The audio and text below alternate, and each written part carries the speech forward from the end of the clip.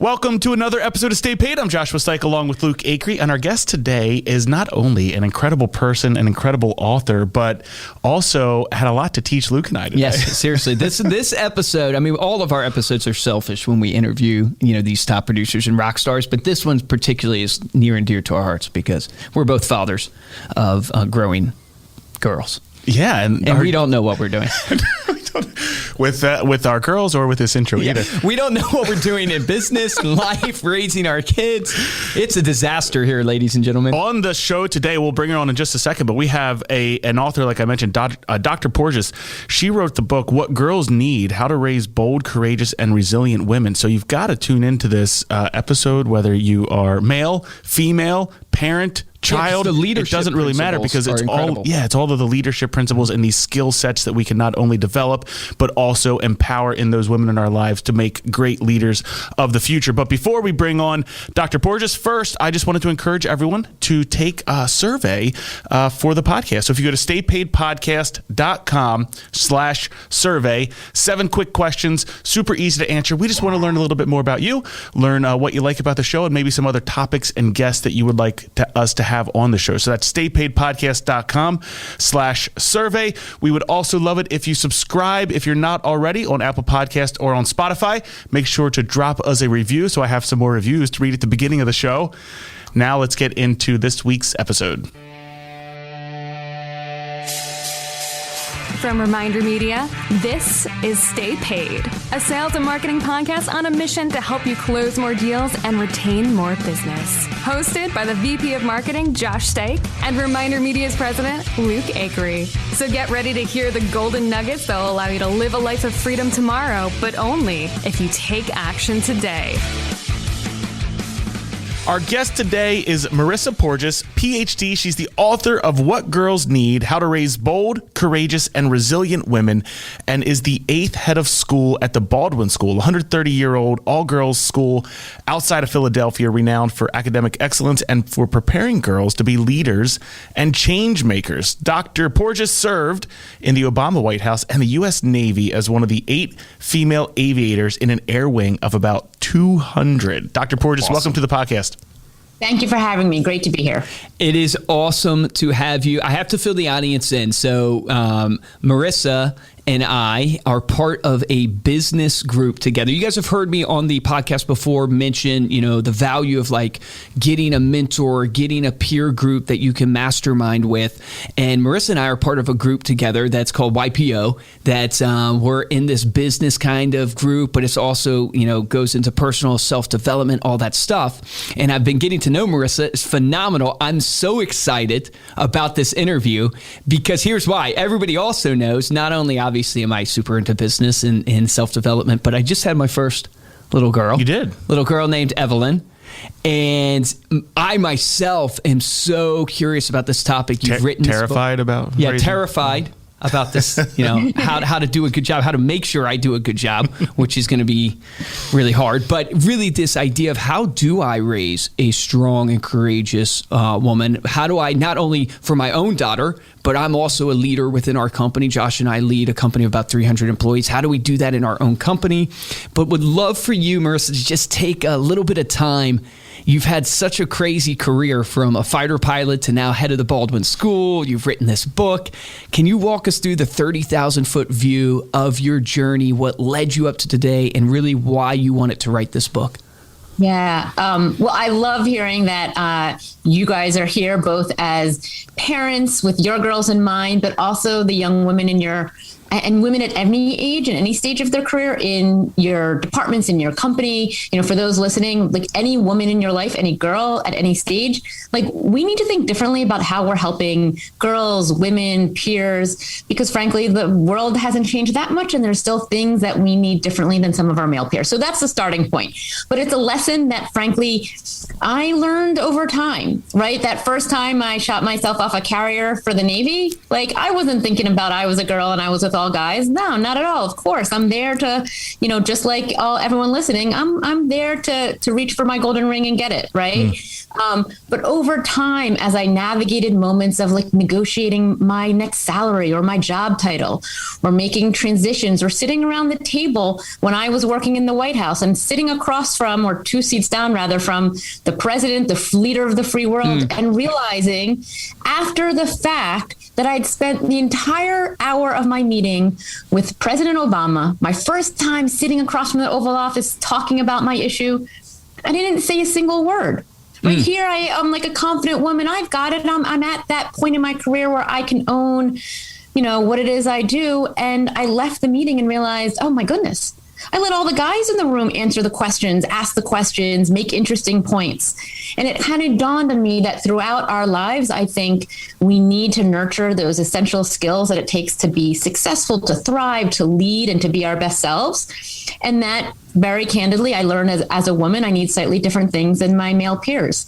And when I came to Baldwin, so I grew up in the Philadelphia area, for those who are maybe in the region, and I went to the school I now run. So for anyone who thinks it's crazy to become your high school principal, I am living that very dream. But when I came back here and I started teaching classes to the girls, as well as running, sort of the overall picture and my overall senior team, I started teaching a leadership seminar to my seniors, the girls who are about headed to college. And the stories I was telling from my time in the military, in the White House, or just leading a big organization, and then the lessons that I learned over time, it was so helpful for them to hear from another woman, someone who's at a different stage in their career. And I realized I wanted to share that story with other people as well. And that's where the book came in. And so I'm pleased to have had my book that came out last year being relaunched this August. I think just now this week in paperback. And it tells all the stories and all the research about what girls and women need to be their best selves. And it's hopefully something you both can take back for the women in your lives. That's awesome. What an amazing story. So talk about those, because you mentioned this idea of having innate skills, right? Which to me, so innate skills are skills that you're kind of born with, right? They're in you. So often we look at like what other people can do and think, oh, I need to develop the skills that they have to be that way. What are some of those innate skills that you've seen that women have, and how can we kind of help the young girls? Because I have a 12-year-old, right? So she's right at that.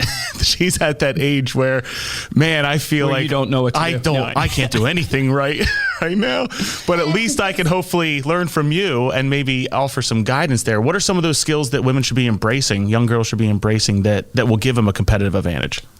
Yeah, well, so I'm going to share one that comes from both personal experience and research. And it's this idea of how we as people problem solve in teams. Now, this is something that I, have had a lot of work doing in like various environments, but particularly in the Navy, right? That's someplace where, the job of an aviator, the job, when you're flying jets for the military, there's a lot of, interestingly enough, like it's minute by minute problem solving, how you're getting where you're going, how you're navigating in difficult environments, flying at night, refueling, yes, there's weapons involved, things like that.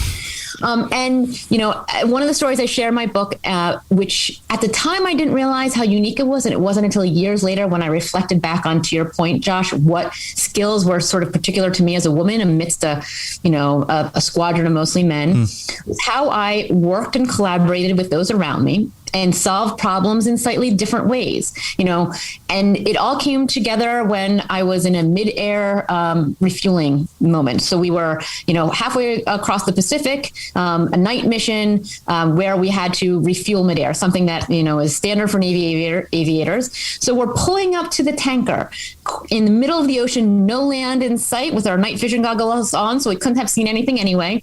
And suddenly it's not working.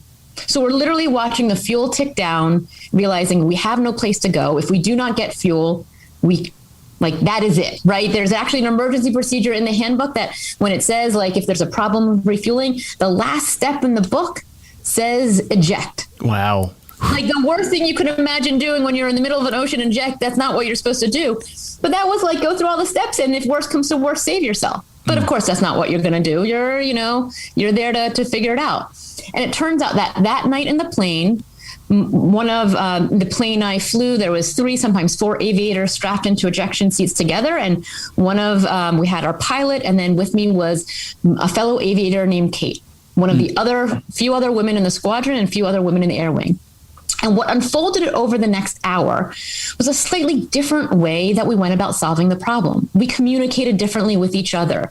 We talked differently in the cockpit with those outside the cockpit door helping us. We went about figuring out, was there a divert airfield? How do we get back to the aircraft carrier? What do we do next? It just played out differently.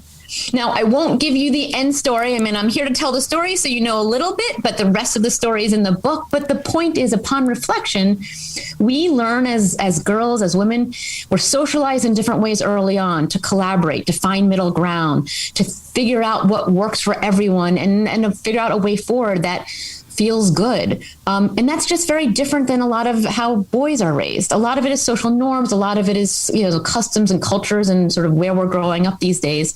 But it's something that is incredibly empowering. Now, I'm going to do a little bit of research. We won't go too much into the research, but it's actually borne out by research that shows that teenage girls are, across the world, innately better at working through problems in teams. A study was put out by the Organization of Economic Cooperation and Development, long title to say they're a group that studies how education is looking around the world every couple of years. And they did a study 4 years ago now where they assessed 125,000 15-year-old students in 52 countries around the world. Wow. On how they problem solved in teams. So not a problem that you could do on your own, a math problem, but something you had to collaborate with. And on average, girls outperform boys by at least 30 points. And they were 1.6 times more effective at being able to work through things together. So here we have something that I can say, yeah, I think I do it differently. Something that research actually shows when you normalize for, what the school is like, what the country is like, economic, opportunity. And you say, actually, girls are just good at this because we relate to each other differently. And that's something for those who are listening, I'd say, yeah, this is a superpower.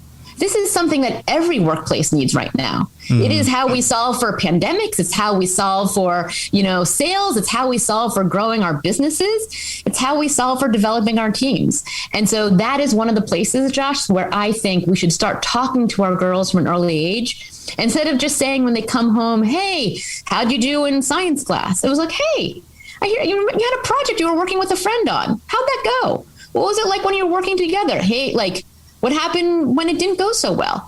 Random little ways to reinforce the idea that it's not just about the outcome, it's about how we work together along the way, can be really, really impactful to help girls realize that, no, they're good at this. I'm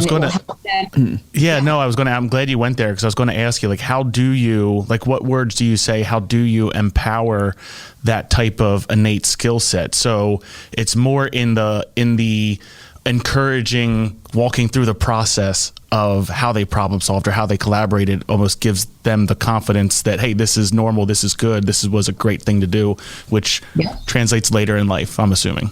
Is kind of where he's going. 100%. We talk about the things we value. Right. Yeah. We bring them up in conversation. Here at school, we actually build it into our program. We're very conscious about building in not just, individual projects, but we do a lot of work to say, nope, this project's going to be teams of 2. This one's going to be in teams of 4, right? We force the girls to practice it. Now, everyone doesn't have the good fortune of being in an all girls environment, but it's something we can do with our teams. It's something we can do with our girls. Figure out ways to help people work together who might not normally, develop systems where that's typical and what they have to do, or just reinforce with the girls in our lives that, it's not just, let's talk about what it's like to work with other people because you're really good at it. And that, particularly for the dads listening, and so I have 2 dads with me, the girls hear you, right? They may roll their eyes or walk away, but they're listening. And the little stuff makes a very big difference down the line. I want to jump ahead. And sorry, Luke, I don't. No, you're good. I want this idea of helping young girls find their voice and becoming self-advocates. This is probably the one that's closest to me because I do have a 12-year-old. She is very shy. She is extremely quiet, but she does have a lot of confidence. She's very self-confident in who she is and everything, but trying to find out how to bring that out of her so that later in life, and I'll say, like, I was incredibly shy as a kid. I grew up very shy. Even in business, I'm always the quiet one. Yes. Still to this day in the room. Now, I forced myself to get out of that shell. I'm loud. That's probably because I'm loud. But what are some of those things that we can do to help them become their own self-advocates or help them find their voice? Yeah, thank you for bringing that up, Josh, because unlike problem solving or the ability to empathize and a couple other key skills, being able to confidently raise your voice is actually something that research shows is not the norm for many women. It's socially reinforced, even in a day where we have a female vice president and we see more and more women out there in front of the camera and in various places. By and large, a lot of women, particularly when they're around a table of a mixed gender, with their boss who might be male or with sort of powerful male figures, it sometimes gets hard. That's where that moment with me across from the Oval Office comes in. Here is someone who, like your daughter, thought of themselves as super confident, had reached one of the pinnacles of my career. And I get there and, I don't say a word, not what we want to happen to any of the women in our lives. So, but this is where I sort of think of it about as like the little things make a big difference. And it's about building the muscle memory that makes you not, have to think too hard, but just fall back on, yep, I have a muscle for raising my voice. Like, I know how to do that and I don't have to think about it. It just sort of, something that's developed over time. So what does that look like? And you can do it at any age, but what does it look like for a young girl? From, starting from elementary age or preteen, when they're in maybe junior high, start finding small ways and moments to help them practice. Could be around the dining room table, a really easy, safe place. The next time you're talking about what movie to go out to or, what you want to do as a family for a trip, make sure your daughter has a voice in the conversation. Build her space, particularly Josh, because I think you have a boy too, if I remember right. Yes. And so this is where. Oh, she's got no problem making her voice heard. Well, that's good, but that's good. Enforce that. And then the next time you're out at a restaurant, so start building it outside of the home. Have your daughter order food for the entire famay. Oh, that's great. Yeah. Right? Find a moment and a way. Have her the next time you're at an amusement park, now that we're getting back there, or at a museum. I need directions. Have your daughter be the one who's representing herself to adults in safe spaces, places that we know that she's going to be okay. And over time, you start building that in high school. When there's a problem with a teacher or a coach her through, help her practice, and then send her out to do it. Her coaches, her advisors, her teachers want her to practice that. That's a very good way to practice, sort of build that muscle memory. And then this is the key for women listening who are, out in your career moments and thinking, sometimes that happens to me too. Happens, even me. I when I came here as head of school, CEO equivalent of, a medium-sized organization, and I was going to other meetings, mostly with male heads of school. That's even in education, what you see. And I realized after a couple of meetings that I was like, why am I not saying anything? And I play a trick on myself. I play a game. If I'm in a meeting, I have to say 2 things in the hour. I love that. Kind of, because it's just about the practice. We all know that, men, I'll say honest, you guys have no problem talking up. But sometimes I'm like, when they don't know me yet, I'm junior, I'm new, I don't know. I make it a game.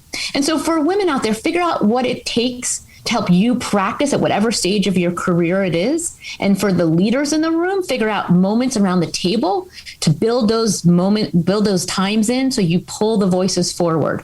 Again, these are ways that you can develop that muscle memory throughout a woman's life from girlhood on up, so that it becomes easy, Josh, wherever your daughter goes or wherever Evie is next, she won't get to that Oval Office and be, sort of shy or introverted. That's so good. There's so many golden nuggets that you can. No, I love the idea of practice, because here's what I've done in the past. I've had my daughter order food in restaurants, and she's so shy, and it's so painful. I feel so bad because I see how whether embarrassed or how shy she is, and so then I stop. But the idea of actually practicing outside of that experience is a great tip. So I love that. One of the golden nuggets I pulled out of what you're saying is just that even as a leader, like stepping back, I've been experiencing this in my own journey here lately. Is I found for our senior leadership team, I would get in these meetings and I felt like no one was talking. And then finally I had the epiphany. I feel ashamed of it. I finally had the epiphany. Yeah, it's because you're talking the whole time. Meaning it's because you're the one not listening. That golden nugget of you saying, as a leader, make sure you're pulling back and giving that space for people to have their voice and be able, and then, almost in a way like prodding them to pull out of them. I think in the Advantage book by Patrick, I'm going to butcher his last name, Patrick Lencioni, maybe. Third time's a charm. But he talks about mining for those things as a great leader. So I think that's a great golden nugget. I want to jump back to this talk about empathy. And in your book, you have a chapter that says, like, make empathy her natural advantage. And you talk about how, like, empathy is one of the most critical skill sets of a leader. And it reminded me of, when I was looking at this, like Gary Vaynerchuk, who's a huge guru in the space of marketing, talks about, in marketing business, actually, he talks about how he believes the number one skill set is empathy. Can you talk a little bit of why you see empathy as such a critical skill set, and also something that is an advantage that I should bring out of my daughter? Thank you for going right there, Luke, because this is something that I've really become passionate about and think we don't talk about enough, right? The idea is, we think of empathy, which is the ability to take somebody else's perspective into account and make decisions with them in mind. So it's a twist on the golden rule. It's not do unto others as you would have done unto yourself. It's do unto others as they want done. Right. Interesting here. So now we think about that and you're like, well, okay, sounds like a soft skill. Sounds like something that's nice to have, that you want in a partner and a life in your family, but does it help in business? So here's where it's interesting to see that over the past 10, 15 years, there's been a lot of research and a lot of practical ways and moments that businesses have realized this is an incredible advantage when it comes to understanding your clients. When it comes to understanding your competition, when it comes to delivering the best product that you need to be, drive profit margins, be, increase your market share, be the biggest success. It's why a couple of years ago, they actually added the skill of empathy into, get this, the U.S. Army Manual for Leadership Training for Soldiers. It is actually a core skill that the Army sort of speaks to. And when I was interviewing for my book, a mentor of mine, who was a general who served in Iraq, H.R. McMaster, sort of a preeminent thought leader in the military world, he would say empathy is what made the biggest difference in Iraq. It's how you understood both your people and, in this context, the enemy, to understand how to navigate in a way that sort of made you a success. We turn that to the world of, profits and market share and the things that many of your, the folks listening right now might be thinking about. When you are fully able to take your clients into account, understand what they want, and then whether you're tweaking your media effort or your outreach effort or how you're making a sale with that in mind, it's incredibly powerful. And so it's why a lot of companies, from Ford Motor Company to Warby Parker on down, have started actually hiring for and training new employees in how to be more empathetic. I'll give one example here. Ford Motor Company has their young engineers don what they call an empathy belly when they start working. Now, for the women listening, an empathy belly is a jacket you put on that has a belly that mimics what it's like to be a third trimester pregnant woman, and then they wrap your chest in Velcro to mimic what it's like to have your chest compressed by all that weight. Luke, what your wife was going through until very recently. And then they have their engineers get in and out of Ford cars to experience what it's like to be a woman. And having been there recently myself, getting in and out of cars is super uncomfortable in those last few weeks. It's hard to do. And here they're able to design their products better, refine what they're doing because they understand what their customer is going through. So this is where empathy becomes one of the biggest advantages that we can recruit for, train for, and build in our leaders. And going back to the point of a lot of my work, it's something that comes naturally to our girls because of how we're trained, how we're raised, how we're socialized early on to communicate, to think of our friends and those around us. Yep. So this is where, for the women listening, this is your power. This is your advantage, and use it in every moment you got. Oh, man, I love that. It's so interesting. I've always said, I've never thought about it through the lens of how you just kind of eloquently said it from the empathy perspective. But one of the things I've always said with marketing is I always go my truth always has been to try to be an effective marketer is just go, put myself in the shoes of the person that's actually receiving the marketing. Like, it's just like most people when they market, right, and they try to go out to the world, it's all me, me, me, me, me. They're like spreading and they never go, well, what does the person actually on the other end feel when they receive this? And so how it plays into business, I think, is so, so powerful. One of the other skills, and because I want to make sure we get through, there's so much to get to that I want to pick your brain on, but one of the other skills you talked about was adaptability. And you really saw adaptability as the greatest skill to succeed and greatest advantage that you can give your kids. Yeah. And can you speak a little bit into that of, one is like, how do you see adaptability? And then how do I teach that, or how would you go about teaching that to kids? Well, I think we've all, I will say I wrote the book pre-pandemic, but now I feel like, wow, who knew, right? We've all had to adapt in so many ways this past year that, of course, adaptability is key, right? But it's more than just like, how we relate to the pandemic, right? It's how we relate to so many changes that are going on every single day, right? And adaptability is about not just responding to difficulty, but responding to change that could be good. So it could be moving to a new job. It could be, a shift in your family relationship, having a child. You have to adapt what your life looks like, how you balance work and other things. Adapting could be something as simple as switching teams at work, or a new app, a new piece of technology, a new way to use social media to get your message out, right? That all takes adapting. And the reality is, the way the workforce is moving and the way the future of work is looking, we need to adapt faster and faster than ever before. And that is why I argue for the next generation, our kids, alongside empathy and problem solving and all these other ideas, the ability to respond to these fast-paced changes is so critical. For me, I again, something that in retrospect I'd been working on throughout my life, it was the fact that, I've done a lot of career pivots in my time. I'm not sure exactly how that all happened. I think my parents were probably worried every time I came home and said, career shift. And yet, over time, I became comfortable with newness, with relating to different sorts of people, with communicating across boundaries, with, figuring out a path forward amidst high moments of uncertainty. These are all core elements of, emotional adaptability and flexible thinking. And, the psychological makeup that comes with being resilient, right? That sort of allows you to be persevere. And it's also something that, I think we can really be teaching our girls from an early age, and we can talk to what that looks like. But I will say that in part, my rationale for needing to talk about it and teach it to girls is because not just it's a key skill, and we all want them to thrive wherever they go, but many of our girls will one day become women who become moms. And for all those women listening, I appreciate that for the dads on, for Josh, for you, Luke, you have to adapt when you have a child. But having recently had my first child, or I guess he's a toddler now, so it's been a little bit of time, but there has been no bigger moment in my life that has demanded adaptability than becoming a mother. And after navigating a lot of changes, I thought, I got this.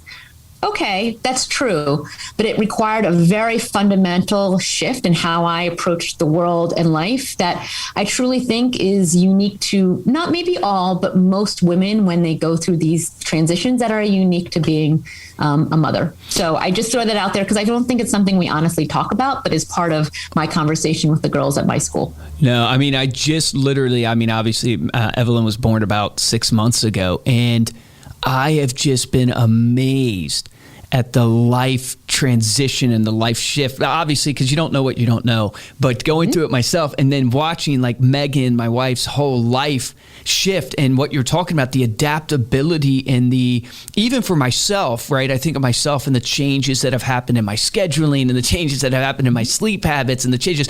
And here's the thing that strikes out to me in this is that we as humans, right, we fear change. And then also we always live in a mindset of like the old, like you want it to be like it was, or or the grass is always greener on the other side. It's like you can't live in the moment. You don't adapt to that moment. So the skill set of adaptability, I can see even for myself right now, because I just went through obviously a huge change myself, and so did Megan.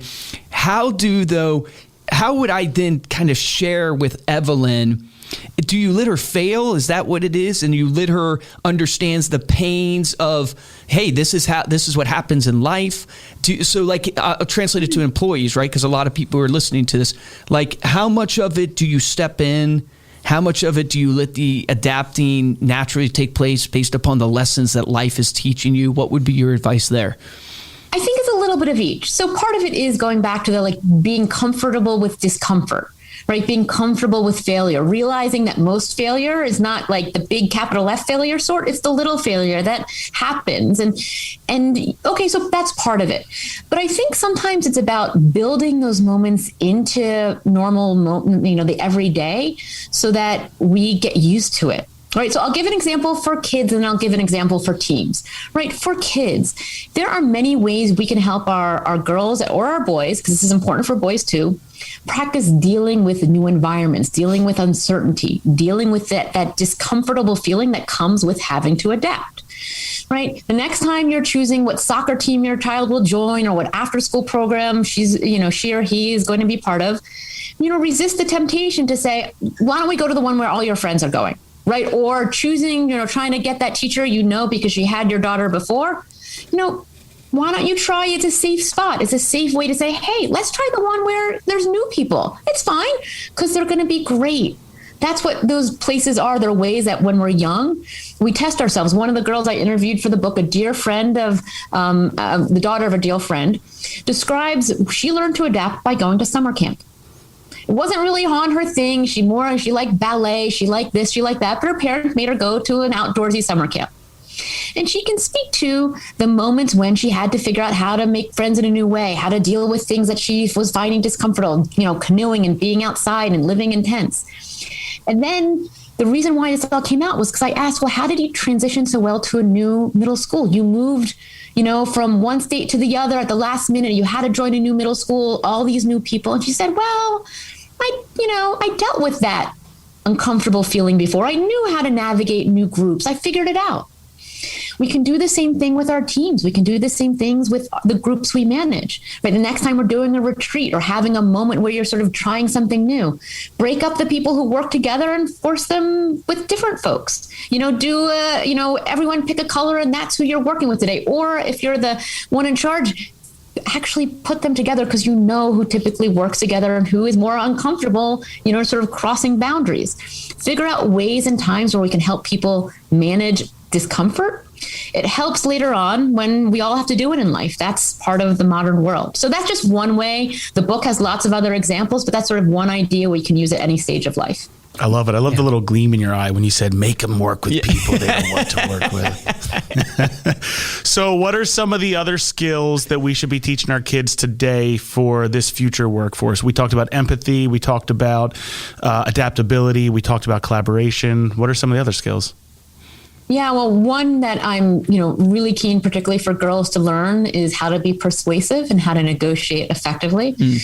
Key in so many jobs, key in so many career tracks, particularly for those who are listening right now, that makes a huge difference in how successful you are. It's also something that, by and large, comes a little slower to girls. I shouldn't say slower, comes slower. We're not taught it. Right. I'm someone who didn't learn to negotiate until later in life. And it wasn't until I had my first real job out of the military. And I was at that time working in the Pentagon. And I looked around and there was a moment where you suddenly realize what other people are making. And all of a sudden I realized, I was like, wait a minute, how in the world did this happen? And it turned out that I did not ask for what I was owed. I did not realize that was part of the process. It is something that women are not taught. Statistically speaking, research shows women do not negotiate as effectively because we typically don't ask. We don't push that boundary to say, no, I know what I'm owed. I know what I deserve. So it's something that I talk about in the book in terms of identifying it as a gap, as a challenge for many women and saying, all right, let's start talking about it and fixing it so that it doesn't happen to the women in our lives. I love that. Can you give kind of a piece of advice on that? Let's take the negotiating like salary or something, because that's super practical. And, I think that applies for people. Like, how do you go about having a hard conversation that, how do you step out of that comfort zone? How do you approach it? Do you practice? What are the tangible steps that you would give advice on that? Yeah. Well, this goes back to our earlier, practice. I think negotiating is something that can and should be practiced with other people before you walk into the room. And it's about talking through, what does it sound like? What does it feel like? What does that moment look like? Find someone in your life who you know is good at negotiating and say, all right, talk me through what that looks like from your end. And then I'm going to do it. I'm going to role play. I actually role play moments with my team, not just on negotiating, but on persuading, because the two skills are very related. Persuading other people to come to the table for what you need them to do is a little different than salary negotiations, but equally impactful. I often role play with my team to say, all right, let's play this out. What's going to go through their minds? What are they wondering? It's also about thinking out of the box about what the other person needs. Right. This is where for salary negotiations, it's not just about salary. It's about benefits. It's about maybe flexible work schedules. It's about a title that you may want that you're not getting. It could be about, whether you could bring your dog to work. Sounds crazy, but it's actually something that is worth thinking about. Whatever it is that maybe you think would help make you, and this is another trick, make you the most successful employee, person, manager, leader, right? Because at the end of the day, if you're successful, the person on the other side of the table is successful. And that's where you get the best negotiating, is when both people feel like they've had a positive outcome. Yeah. So it's a few things to keep in mind about, thinking out of the box, practicing, and always keeping the other person in mind so that they have a positive outcome too. It sort of helps you be the most persuasive person you can be. Yeah, I love that. So good. And I would encourage people that what I have found over the years is that confidence is a great thing. Like to confidently say what you're owed and confidently present your value, actually from an influence side, it helps the person on the other end feel more confident to give you that value. So, yes. It's one of those things that I would just encourage you that don't go into it feeling like, oh man, I'm going to come across the wrong way. Come across with that confidence, but kind of laid out in this foundation of here's what it's also going to benefit you, bringing to the table. So I got to ask you, because we ask every successful person on the show, and you're super successful in your career. Josh and I are big into self-development. So we're all about, hey, how do we improve and become the best version of ourselves? We kind of live by what we call the 1% rule, is how do I just get 1% better every single day? Do you have any routines in your life that you have implemented that you look back on and go, wow, these routines have really paid off dividends for us? Yeah. So it's funny, having had this percolating in the back of my head since listening to your podcast. I know it's out there. The pre-mother self would have said something like, self-care and running and I don't know what, right? Doesn't happen right now, but that's okay. I'm instead going to mention something that has become a routine of how I lead my teams. And part of one of the things that I've, as I've sort of grown, as a leader, that has become a routine of mine, and my team would probably call me out on this, and they know it happens. I start every meeting with just a couple minutes of pure chatter, not related to work, typically related to something that happened over the weekend, something that they're reading, what's your favorite new thing on Netflix, whatever it is that gets people to help let their shoulders fall down, connect with each other on a different level, sort of just relax into whatever it is we're talking about, even if it's not a highly stressful meeting or moment, but just to remember that we are all human beings who need to connect. And when you're connected, you perform your best because you feel most comfortable. So my routine now is that every meeting I have starts with just a moment that's like, hey, share something out with each other, and like 3 minutes, 4 minutes at most. And they all think it's funny because they know it's coming. Typically, it's something to do with their weekend, their July 4th, their summer plans, whatever it is. But it is part of my routine now, and it makes me, I enjoy it too. So I think it's mutually beneficial for everyone. I love that. Actually, one of my mentors is my pastor, but he's also owns a architecture engineering firm. And one of the things that he taught me was very similar. It's like when you go to a board meeting or something like that, is before you right away go into business and engage a little bit in what's going on in people's lives, because of that idea of it gets that just camaraderie and vulnerability and relaxes people. I love that. Such great advice. Dr. Porges, knowing what you know now, last question, what would you go back and tell your younger self? Oh my goodness. This is probably one that I think we should all tell our younger selves is like, don't sweat the small stuff, right? Don't worry about it. It all works out. Having navigated a lot of career changes, a lot of highs and lows, a lot of moments where you're like, how does, this feel, is this low? What is the high? I now reflect back and say it all comes together. Right. So, whether it was that moment when I realized I had to, leave the Navy and transition out and do something else, whether it's the moment I share in my book where I failed to, in a way that was really personal and really hard. All those moments, they all work out. Right. And that's, a fabulous thing to keep in mind. So for those listening, I know we all have our highs and lows, particularly these days, but I think it's just a great thing to remember and to remind those in our lives. And we start saying it regularly and sharing those moments with our girls in particular. It's a powerful thing, a lesson to keep for everything. I love that. Spoken like a true parent too. Don't sweat this. Well, after you have kids, it's like everything you worried about before children and being responsible for this living thing, like all of a sudden it was like, what was I worried about that for? I know, right? All right, Marisa, please tell everyone how they can get your book and how they can connect with you. Well, thank you. You can pick up the book.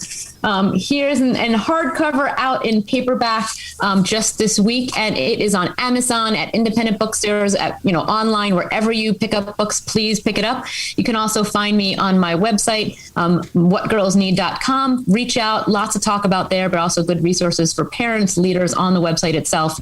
It's an important conversation, and I appreciate you guys having it with me today. So thank you. Yes, thank you so much for coming on. We are going to include a link to that book on our website at staypaidpodcast.com. We'll have all of those links that Marisa mentioned as well. The book's name again is What Girls Need: How to Raise Bold, Courageous, and Resilient Women. Thank you all so much for listening. As I mentioned, all the show notes will be over at staypaidpodcast.com. If you're looking for ways to support the show, there's only 2 ways we ask you to do it. We don't have a book to sell yet, so we're not selling any books yet. We're thinking about it. We've thought about it for 2 years. We've thought about a book. Yeah. Head on over to Apple Podcasts, drop us a 5-star review, along with a comment to let us know what you thought of this episode. And the best way to help out the show is to tell a friend, share this on your social media. If you want to get hold of me or Luke, you can email us at podcast@remindermedia.com. And you can also follow us on Instagram. We are at Stay Paid Podcast. For this episode of Stay Paid, I'm Joshua Stike. Guys, and I'm Luke Acree. Thank you guys so much for listening. Marisa, thank you so much for coming on and sharing. This is an incredible episode, specifically for me. I know it was for you guys too, and you got a ton of value out of it. But just me being a new father to a little girl and having this has been incredible to hear. And then also how it's challenged me in leadership. And my action item for you from this, besides going and getting the book, because you got to do that, but we always want to take the podcast and boil it down to an action item that you can implement in your business. And 2 action items that I have for you is, one is, how are you implementing this empathy into your business right now? Because the more and more I'm looking at my life from a marketing standpoint, from a business standpoint, from a leadership standpoint, and I just am looking and going, yeah, man, empathy is really what you need. Empathy is what I'm starting to look for more and more in leaders. That is the action item I would have you reflect on is, hey, make sure you're looking at that and thinking to yourself and realizing that's a superpower for you. That is a superpower for you in your business. And then the second is, make sure that you are giving room at the table, that you're pulling back. If you have employees right now and you're listening to this, that you're pulling back, learn the lesson that I had to learn the hard way, that don't be the one that's just speaking. Give people room to speak at that table that they're at, whether it's your employees, your partners, right? And specifically the women in your life, to empower them, because you will be surprised what comes out if you stop speaking and let other people speak. Remember, the difference between a top producer and a mediocre producer in every single business is top producers take action. Take action on that today.